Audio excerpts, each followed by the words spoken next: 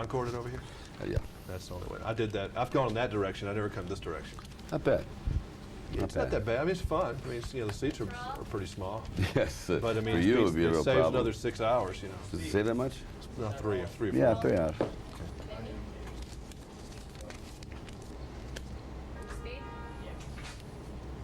You said this is one of the most enjoyable characters you've ever played. Why is that? Because he has an intelligence about him, and he still can be quite physical when necessary.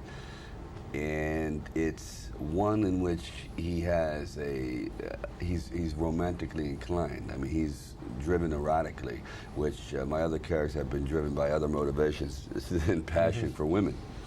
I know a lot of hooting and hollering goes on during this movie. I don't know if you've noticed that, if you've seen it with a real audience yet, but there's... We gotta stop for a sec, sorry. What?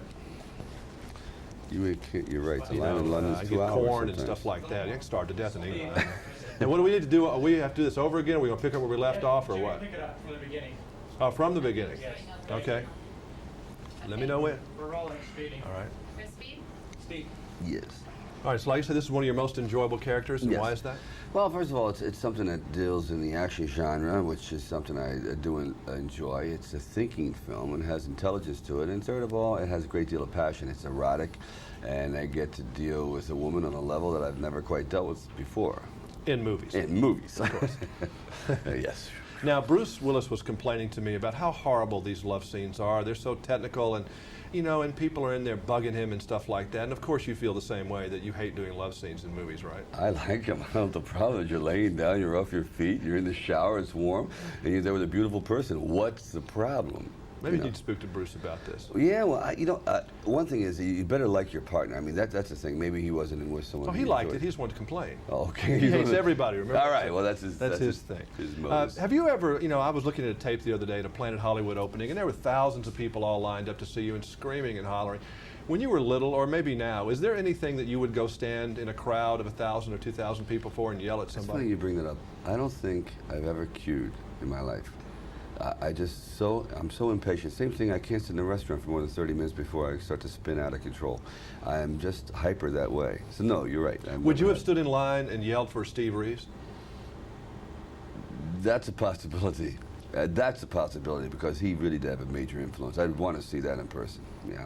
But there was really nothing that, No. So how do you relate to these people that you're being very nice? I've watched the tape and you're acting, I guess, but you're meeting and greeting people, and does it make you a little nervous? Is it weird? It makes me nervous because in the crowd every now and then you see a certain glint in that eye. I saw one the other day. It was just, it's like very terrifying, and it's not usually a big fella. It's usually an isolated kind of almost nerdy individual. But they're the ones that have this like nothing to lose expression. But you do catch those, huh? Oh, it's very obvious if you're looking for them. It's never the big muscular guy with the fangs. That doesn't bother you. But when I go into Planet Hollywood, I see all the people. I feel kind of I don't know, not more than humbled. It's like, God, why are you here? Like I feel obligated. I could see that in your face. You kind of saying, "This is very uncomfortable for me, but I'm going to greet you because I know you want to see me." Yeah, because thanks for coming out. I can't believe you did this, and I was the first one that started going up and down the lines because I said you can't just have people here for 6 hours and go hi and walk in. And you're like this bit, so I start running up and down the lines, back and forth, and now everyone's doing it. And I think it's necessary because the support for a restaurant is unheard of. Well, they support your films too. Yes, obviously. very much. And so. after they've seen you, they're really going to support your film. Yes, even more. I think so. I was reading that you eat 1,100 calories a day. Oh well, that's not possible to run around a lot, is it? No. If I know a scene's coming up.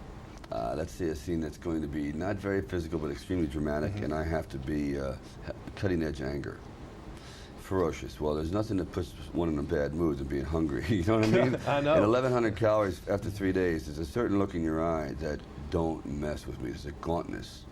And then if I know there's a action scene coming up, I'll start eating, like say, French toast, pancakes, anything that has a great deal of starch, pasta, whatever, oatmeal. Big oatmeal is one of my main. Then I have a lot of energy. I feel extremely bulky and powerful, you might say. Big difference. 1,100 calories doesn't make you powerful, but it does give you that horrible kind of veneer. If I went out and took you to McDonald's today and really at gunpoint forced you to eat all kinds of crap, would you feel bad in a couple hours, or you think you'd be all right? If it was Saturday night, I could deal with it because usually I cut off Saturday and Sunday is a freebie. You know, And you there's eat no all kinds of abstinence. stuff? Yes, Monday to Friday, I'm like in the Army. But the weekend, because you have to have a release, otherwise you would blow up. You would self-immolate, you'd kill yourself. You have to have something to look forward to. I remember Mr. T and I, when we were doing Rocky 3, we got down to like 2.83% body fat, and we looked for the weekend. At the end of the weekend, we always have vanilla ice cream. I keep saying, but we start Monday. Is ice cream there? Ice cream there? Ice cream there? Yes. Thursday, is ice cream? And we start to salivate. By Friday, we'd run in there, and the guy brought mint green, and Mr. T and I literally took the guy and put him in the freezer. We tried to shove him into a motorhome freezer, which is this big, because you look forward to it so much. I couldn't believe it. And this came mint, jelly, cocoa, stone, whatever it was horrible. So, but anyway, that's this kind of rhythm or this kind of method that I've adhered to for years. Well, you still look great, son. Thanks a lot. Look forward to seeing Judge Dredd. Sounds fun. Okay, thank you. Thank you.